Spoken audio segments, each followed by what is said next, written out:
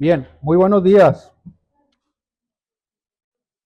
Gracias a Dios, hermanos, porque estamos juntos otra vez, avanzando en este tema que, gracias a Dios, seguimos trabajando en él. Yo he venido explicando ya por algún tiempo, ¿no? La labor que como iglesia tenemos de colaborar, de ayudarnos, servirnos. Y todo eso lo he resumido en el deseo que Pablo mismo está exponiendo a la iglesia de Éfeso en los versículos, capítulo 2, versículo 20, de edificar. Y he hablado de esto en el sentido de que el deseo de Dios es que edifiquemos juntos, que construyamos ese templo santo de Dios para su gloria y para su adoración. Yo le voy a pedir que tenga su Biblia abierta en el capítulo 2 de la carta de Pablo a Éfeso, versículo 20. Vamos a analizar unos versículos más de ese capítulo. Y yo el domingo anterior hablaba, hermanos, cómo edificar sobre el fundamento. Sigo en esa dinámica, en esa misma idea, porque la idea mía es llevarte paso a paso, progresivamente, para que conozcamos cómo es que su pueblo está edificado sobre el fundamento y si así es, cómo es que debe edificar para que podamos, por supuesto, juntos tener o construir ese edificio espiritual. Hablaba de la necesidad de asistirnos, la necesidad de colaborar. Déjame hoy introducirme un poco a colaborar unidos ahora.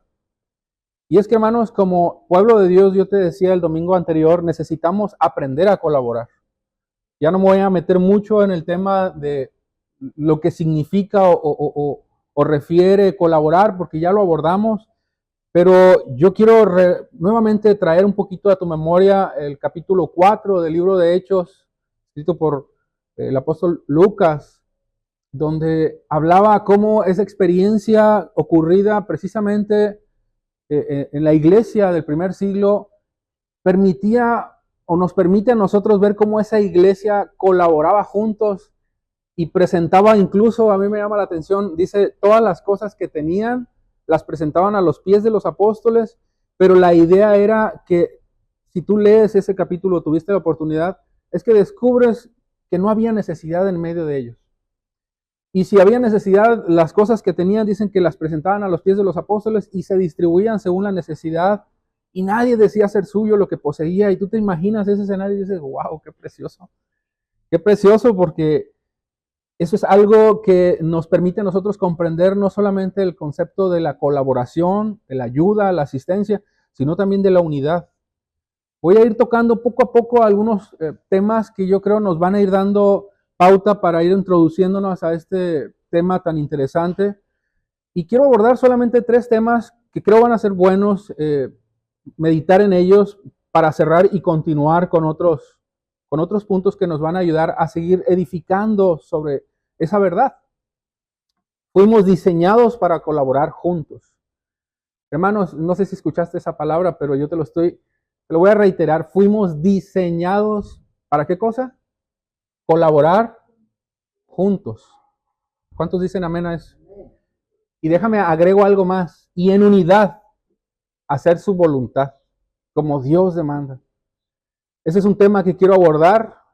El otro tema es cuáles son las características de un colaborador que sabe trabajar en unidad con su pueblo para la gloria de Cristo.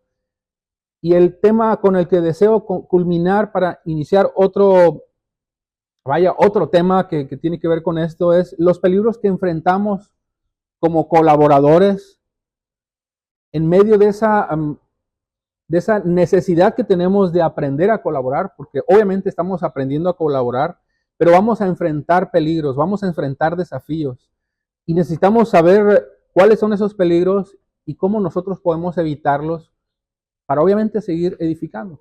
Déjame inicio estableciendo una pregunta. ¿Por qué afirmo que fuimos diseñados para trabajar en colaboración, unidad y por qué resulta importante que así sea? Vuelvo y pregunto, ¿por qué afirmo que fuimos diseñados, obviamente por Dios, para trabajar en colaboración, unidad y por qué resulta tan importante que esto sea desarrollado de la forma en la que Dios establece? Bueno, hermanos, déjame introducirme, pero la realidad es que nosotros podemos decir que fuimos diseñados para trabajar en colaboración porque el que nos diseñó, el que nos preparó para toda buena obra, así nos diseñó. Permítame la redundancia. Así nos preparó, así nos diseñó, así nos hizo para que tú y yo pudiéramos colaborar, pero a la par pudiéramos colaborar en unidad. Yo te voy a pedir que ahí donde estás, en el capítulo 2 de la carta de Pablo a Éfeso, te vayas un poquito arriba al versículo 10 y leas conmigo lo que dice Pablo a la iglesia, porque dice algo muy interesante.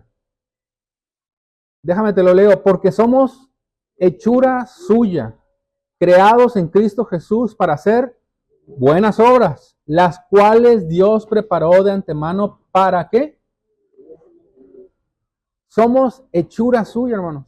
Yo meditaba un poco en esta porción, incluso ahorita lo platicaba con mi pastor, y me da gozo leer frases, palabras como estas que Pablo, inspirado por el Espíritu, declara a la iglesia, declara a cada uno de nosotros, pero por otro lado me da temor, tengo que reconocerlo, porque el contexto, lo que está diciendo, hermanos, tenemos que entenderlo a la luz de las Escrituras para que veamos cuál es la responsabilidad de lo que conlleva ser hechura suya.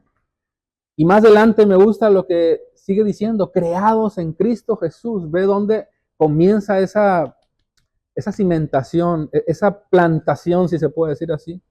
Y el propósito, las buenas obras.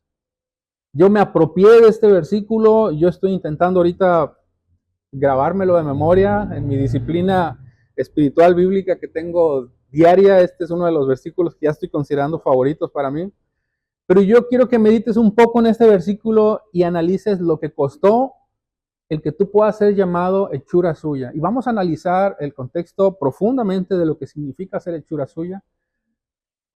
Pero también quiero que entiendas, hermanos, el compromiso de lo que implica ser llamados hechura suya y ser constituidos, creados, conformados a la imagen de Cristo para presentar obras que glorifiquen su nombre. Este es uno de los versículos que cuando nosotros los leemos, nos podemos ¿cómo se dice?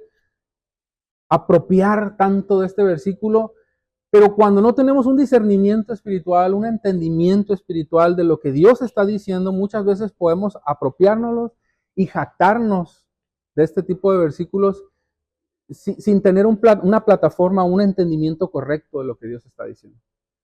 Es decir, Dios desea, por supuesto, que tú te apropies de este tipo de versículos que claramente está leyendo Pablo, está escribiendo Pablo a la iglesia de Éfeso, pero no quiere que lo lea y lo leas y lo veas como una bonita frase que puedas colocar en tu mente sin colocarla en tu corazón y empieces a hablar de ello como si fuera algo tan sencillo, tan común, tan pragmático, sino que lo que Dios quiere, hermanos, es que lejos de jactarte, que no está mal, vuelvo, insisto, y ya sabemos dónde está nuestra jactancia, en Cristo, la idea es que tú entiendas que esta es una frase poderosa que anima a su pueblo con el propósito de que su pueblo actúe, que su pueblo, como dicen, se ponga las pilas en hacer lo que le toca hacer. Es que son de esos versículos que lo podemos leer y decir, ay, yo soy, incluso por lo que dice en la Nueva Traducción Viviente, se lo voy a leer, dice, soy la obra maestra de Dios. Imagínate leer esa frase, ese versículo, y yo lo creo, obviamente, pero el no entenderle, el que yo me diga a mí mismo ser la obra maestra de Dios y empezar a elevarme, empezar a inflarme y no tener comprensión de lo que Dios está señalando aquí, pudiera ser hasta cierto punto peligroso. Muchas veces nos jactamos de muchas cosas. Por ejemplo, el decir que soy mexicano, soy hecho en México. Como dicen algunos, fui hecho en México. Y llena, su pecho se infla de cierto orgullo patriótico, pero esto va mucho más allá. Esto va mucho más allá porque incluso si tú lees el capítulo primero de la carta de Pablo, te vas a dar cuenta que no solamente dice que su pueblo es hechura suya, sino que también fue predestinado. Cuando hablamos de la doctrina de la predestinación, Lo que está diciendo es que Él anticipó tu vida, anticipó todo lo que tú incluso estás haciendo desde antes de la misma fundación del mundo, para que tú participaras de sus riquezas, conocieras el misterio de su voluntad, obviamente en Cristo, probaras de su bondad, de haber sido redimidos y disfrutes de la gracia de haber sido sellados para la alabanza de su gloria. Pero cuando tú lees todo esto y te lo apropias sin entender bien el propósito, muchas veces corremos el peligro de simplemente apropiarnos de una bonita frase y jactarnos en ella. Cuando lo que Dios quiere es que analices el contexto, que nos vayamos incluso con calma, ¿por qué no? Analizándolo. Porque ciertamente, hermanos, si Dios dice esto, yo lo creo. Pero yo quiero que tú lo creas en la forma en la que Dios lo está expresando a su iglesia, para que su iglesia viva con ese temor reverente, con ese servicio que Dios demanda de ti y de mí, que tiene que ser un servicio, como dice el autor a la carta de los Hebreos 12, 38, 28, un servicio que sea digno, un servicio reverente de Dios. Hermanos, las palabras de Pablo, en este caso a la iglesia de Éfeso, no son frases o una especie de terapia motivacional. No es una frase para que tu pecho se inflame y no entienda dónde está el soporte de esas palabras. Es para que tú entiendas que Cristo, número uno, te está posicionando. ¿Sí escuchaste esa palabra? ¿Te está qué cosa dije? Posicionando. Por supuesto, en Cristo. Anticipándote, hermanos, de toda una labor, subraya esa palabra, labor, que Dios preparó para ti y para mí.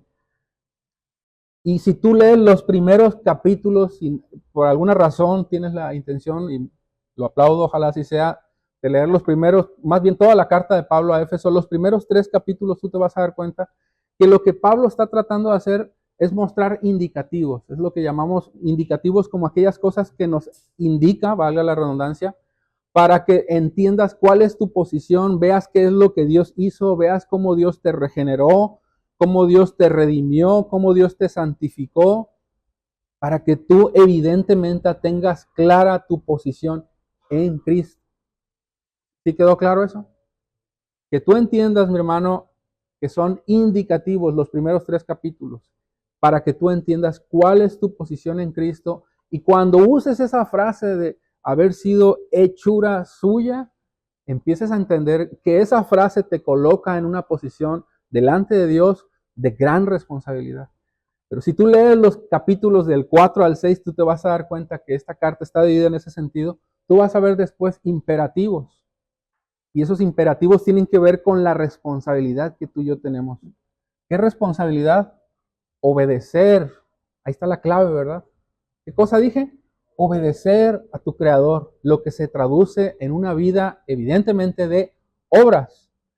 Y uno de esos imperativos en los cuales tú y yo nos estamos introduciendo para, obviamente, edificarnos en este estudio, tiene que ver con edificar, que es justamente lo que dice en el versículo 20, capítulo 2, versículo 20.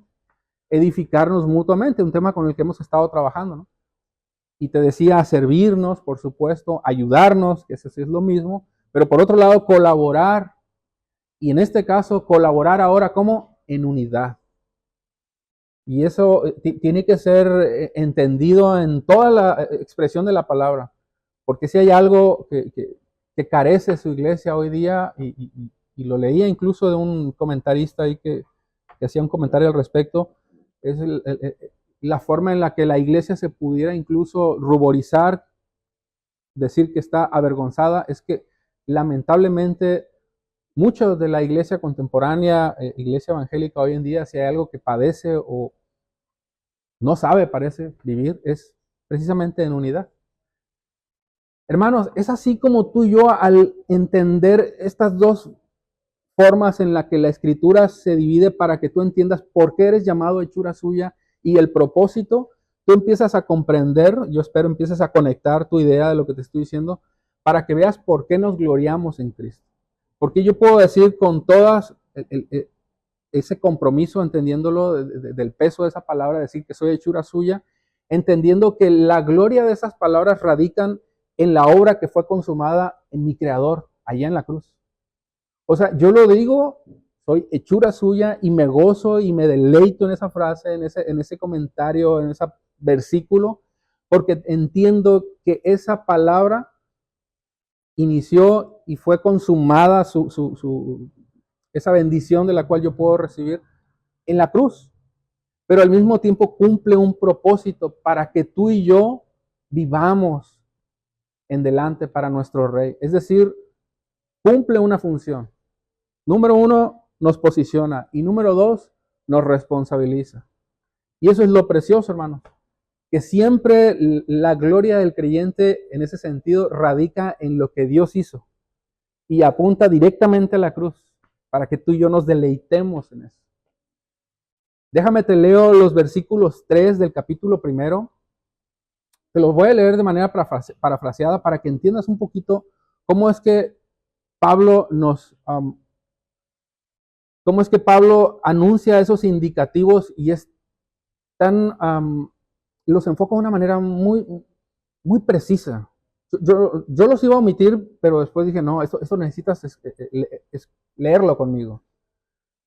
Capítulo 1, versículo 3. Bendito sea Dios y Padre de nuestro Señor Jesucristo, que nos ha bendecido con toda bendición espiritual en los lugares celestiales. Versículo 4, porque Dios nos escogió. Fíjate cómo nos está indicando lo que Dios hizo por ti y por mí en Cristo, antes de la fundación del mundo. Versículo 7, en Él tenemos redención mediante su sangre y el perdón de nuestros pecados según las riquezas de su gracia. Y en otros versículos habla de la herencia de los santos. Pero date cuenta cómo habla de una bendición que es una bendición con toda bendición espiritual. Yo no sé si hay alguna mejor forma de explicar cómo nos bendijo Dios en Cristo al decir que nos bendijo con toda bendición espiritual. Porque lo está diciendo de una manera que no puede ser más clara. Nos escogió desde antes de la fundación del mundo, en Cristo.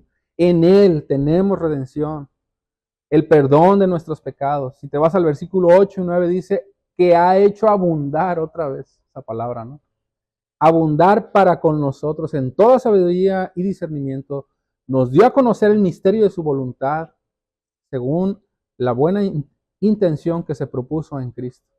El versículo 6 lo dejé para el final para que entendieras el propósito, para alabanza de la gracia de su gracia, alabanza de la gloria de su gracia que gratuitamente ha impartido sobre nosotros en el amado. Date cuenta lo que nos está indicando Pablo. Se lo indicó a la iglesia de Éfeso, nos los está indicando a nosotros. Pero ahora fíjate, parece que Pablo está preparando el mensaje de lo que tú y yo estamos estudiando, pero indica algo muy tremendo también, precisamente en el inicio del capítulo 2. Dio vida a ustedes que estaban muertos en sus delitos y pecados. Fíjate lo que está indicando, ¿no? O sea, tú estabas muerto literalmente. Lo que Él hizo es darte vida. Y el versículo 3 dice, entre ellos también nosotros en otro tiempo vivíamos en las pasiones de nuestra carne, satisfaciendo los deseos de la carne y de la mente, y éramos por naturaleza hijos de ira, lo mismo que los demás. Esos son los indicativos que nos muestran a nosotros lo que Dios hizo y nuestra condición anterior. Pero aquí viene un pero, y es el pero más grande porque es el pero de Dios, es el que nos importa y nos indica también lo que hoy somos. En el capítulo 2, versículo 4, Dios es tan rico en misericordia y nos amó tanto que a pesar de haber estado muertos por causa del pecado, nos dio vida. Si entendiste todo lo que nos está, fue muy rápido, perdónenme, pero me gana el tiempo y yo quiero que veas todo lo que Dios hizo y lo que sigue haciendo y cómo nos sigue capacitando para que tú entiendas que esa palabra de la cual estamos estudiando, que tiene que ver con ser hechura suya y además todo eso que tiene que ver con las obras que Él preparó, tenga un efecto en tu vida, que tenga que fundirse, si se puede decir así, con obras que se van a traducir. Una de ellas es en colaborar juntos y en unidad. Pero también hay imperativos, te decía. Y tú los puedes leer todo, hermano, del capítulo 4 al versículo 6. No los voy a leer todos porque son muchísimos. Tenemos mucho trabajo. Pero yo quiero que veas cómo todo eso indica la responsabilidad que tú y yo tenemos. Y Pablo, voy a leer uno nada más para que veas lo que Pablo está diciendo al indicar esas responsabilidades que tú y yo tenemos. Yo, prisionero del Señor, les ruego a ustedes que vivan de una manera digna de vocación con que han sido llamados. Que vivan con toda humildad y mansedumbre, paciencia, soportándose unos a otros, esforzándose por perseverar la unidad del Espíritu en el vínculo de la paz. Menciona otra vez esta palabra con la cual yo estoy tratando de fundirnos con nuestro tema, la colaboración en unidad, perseverando en la unidad. Todo eso nos indica, hermanos, lo que el Señor hizo, nos indica, por supuesto, las responsabilidades que tenemos, los imperativos. Pero, hermanos, el capítulo 2, versículo 10, te vuelvo a traer a ese mismo versículo, es más que una frase bonita.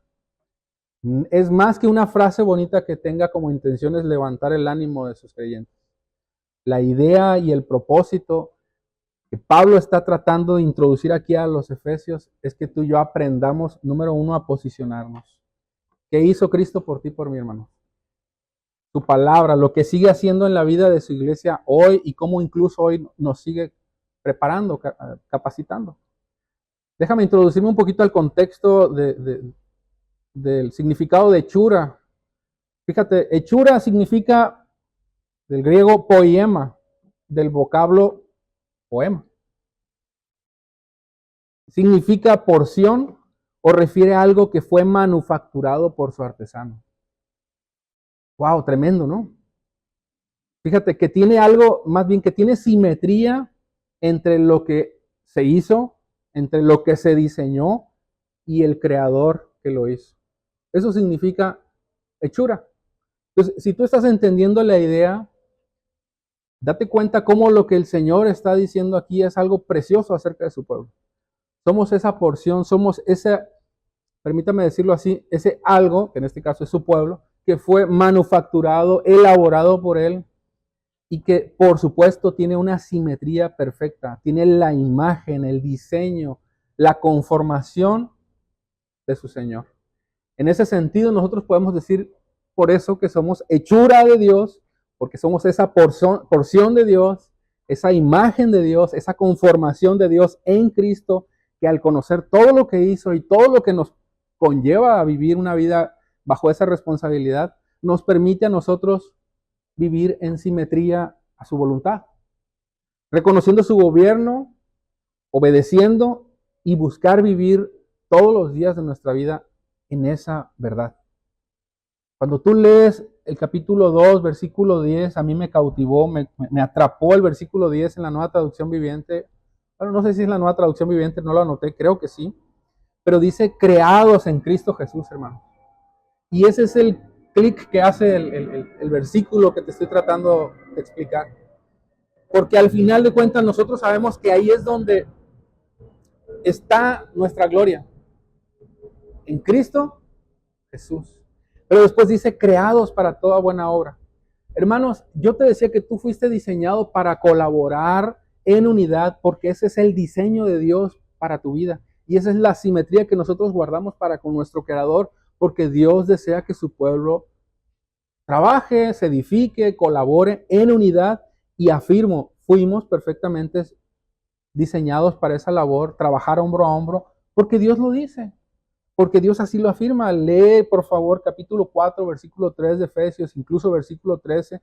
Habla sobre la unidad. No te lo voy a leer ahorita porque lo voy a tomar un poquito más adelante. Pero hermanos, no debería ser ningún problema colaborar. No debería ser ningún problema incluso la unidad, cuando Dios mismo dice que debemos de ser solícitos. Pero dice algo después, y con esto voy a terminar porque ya me ganó el tiempo. Para buenas obras, las cuales preparó de antemano para que anduviéramos en ellas. Hermanos, no hay ninguna obra de la cual tú te estés ocupando ahorita que Dios no haya planeado, más que programado, para que tú estuvieras desarrollándola en este momento. Toda labor que tú estés haciendo, Él la planeó desde antes que tú y yo naciéramos, con el propósito de que esas obras produzcan gloria a su nombre y tú entiendas por qué eres hechura de Él. Y tú te puede ser que te estés preguntando sobre algo terrible que te pueda estar pasando, algo difícil, ¿no? Alguna circunstancia, alguna adversidad, amenazas o incluso amenazas de muerte, incluso la misma muerte que pudieras estar enfrentando. El punto es, hermanos, es que como creyentes, como hijos de Dios, Él no diseñó nada, Él no preparó nada que no hubiera estado primero en la mente de Dios preparado para ti, para que tú puedas realizarlas y por consecuencia esa obra se traduzca en gloria a su nombre. Todo lo hizo, hermanos, incluso las cosas que pudiéramos llamarles malas, para que tú aprendieras a depender de Él. Y si somos hechura de Él, tu descanso está en Él, porque tú sabes que Él las preparó para ti y nada se escapa de su control. Por eso es que somos hechura de Dios, porque todas las diseñó para su gloria. Y nosotros lo que tenemos que hacer es buscar su voluntad y continuar perseverando en ella. Amén. Bendito Señor, eres tan bueno, Señor, eres tan maravilloso. Nos confrontas en tu palabra, nos llenas de gozo leer este tipo de versículos que son sin duda alguna confrontantes, pero cuando las estudiamos, cuando las analizamos y descubrimos la belleza de tu nombre, la gracia derramada tan abundante para que nosotros podamos disfrutarla y al mismo tiempo comprometernos con tal seriedad, nos quedamos petrificados, Señor. Pero Señor, que no sea un temor y una forma de quedarnos petrificados de tal forma que no hagamos nada, sino que podamos verdaderamente actuar en consecuencia, preparándonos, Dios, más, colaborando más en unidad, más para tu servicio, para tu gloria, sabiendo que todo esto tú lo hiciste para la gloria de tu nombre. Y ese es nuestro deseo, adorarte, glorificarte y servirte, porque tú así lo diseñaste de una manera perfecta, Señor, y por eso somos hechura tuyas, para la gloria de tu nombre. En el nombre de Jesús. Amén, Señor. Amén. Bendecido día, hermanos.